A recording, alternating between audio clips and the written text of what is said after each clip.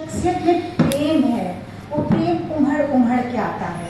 और दूसरी बात, ये जो चीज़ होती है ना, ये घर से आती है। ऐसे माँ बाप हैं जिनको याद करती है, जेनेटिकली ब्लेस्ड होता है वो इंसान, तो वो कभी अपने आप ही एक बेहतर इंसान होता है। सबसे पहले दो चिड़ियाँ या दो मैना किसी और को दिख रही है, लेकिन सारिका उनकी कविता लिख देती है, तो वो पहले से ही she is more sensitive as a human being, and that definitely makes her a better poet, don't you think? दूसरी बात है दूसरी बात है कि सारिका is humble। जब आप कोई न्यू के चलता है ना, पंजाबी च कहते हैं कि वो एक शाह सवार बन जाता है, because as the English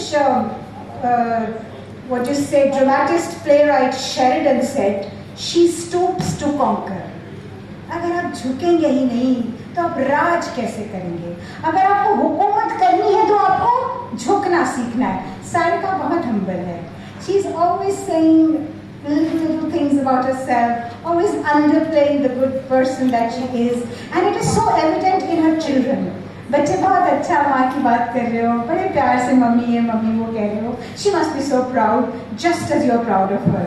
तो मैं तो यही कहूँगी कि कविता जरा लिखता है ना, वो समझता है कि सारा रखता है। जिन्हें गुरबाणी च लिखा है, मेरा मुझ में किच नहीं, जो किच है सो तेरा। ये भी सब कुछ सौंप देती है उस ईश्वर को, इसलिए इसकी कविता में बहुत दर्द है, अलग अलग भाव हैं इसमें। क्योंकि इतने जो कोविड काल में जब इंसान लिखता है ना, तो अपने साथ बहुत रहता है, अपने आप को ही नहीं पहचाना होता, हमने वो पहचानने लगते हैं। वो इसकी कविता में बहुत साफ जाहिर है मुझे।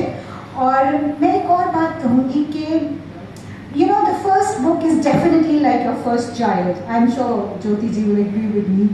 तो जैसे पहला बच्चा होता है ना, एक एक्साइटमेंट होती है, उसको ज़रा फीवर हो जाए तो आप डरने लगते हो, उसका नाक बंद हो तो अपनी माँ को फ़ोन करते हो, आप ये वो करते हो। इसी तरह इनके पास आज जो ये मौका है ना, ये हर लेखक के ज़िंदगी में एक बड़ा सुप्रीम मौका होता है। It's like, you know, a new thing has happened to you, and at this time when your children have grown, you're good at your career, सारा कुछ बढ़िया चल रहा है, तो वाहिगुरू ने ਤੁਹਾਡੀ ਝੋਲੀ ਵਿੱਚ एक किताब भी पाती है ना। तो ये नर्सरी नहीं है, ये बहुत बड़ी उपलब्धि है। Big hand.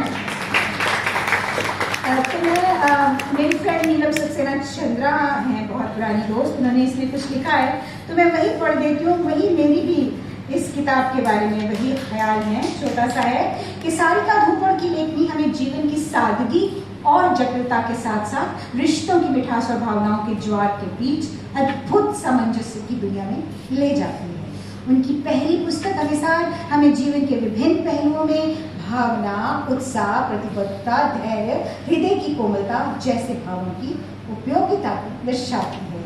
So let me also now read one of maybe a paragraph, a stanza of the ones I like। Sarika इजाजत है विद साहब जी।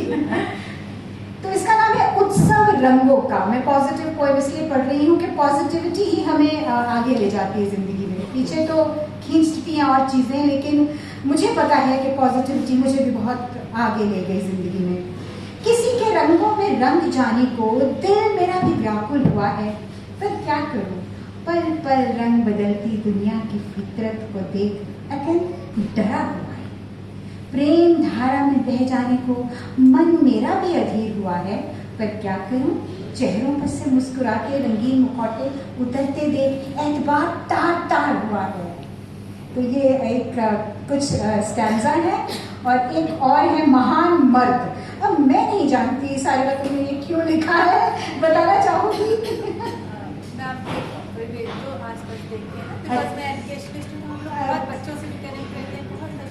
Very interesting। I don't know what you guys think about it। I'm going to read it out। और you know, अच्छी poetry की खासियत क्या होती है कि वो हर किसी के हृदय में घर कर जाती है और आपको याद रहती है। वो एक नापदंड होता है और हर कोई अपने आप को उस कविता में ढूंढता है। जी गुरदीप मैम।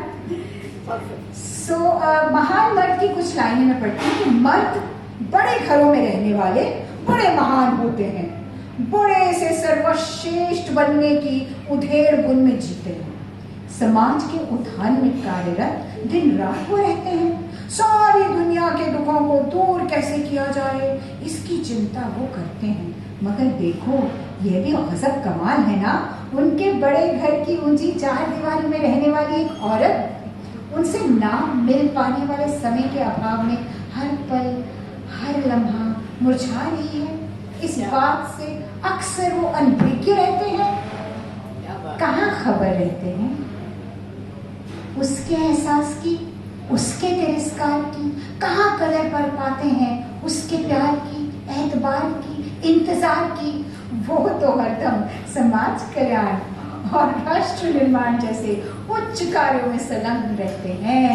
मर्द बड़े घरों में रहने वाले सचमुच बड़े महान होते हैं। वाह वाह वाह वाह। क्या खूब दिखाई। और सारिका को मेरा बहुत आशीर्वाद और बहुत सारा प्यार कि बहुत सारी आप किताबें लिखी। Thank you everyone. बहुत खूब।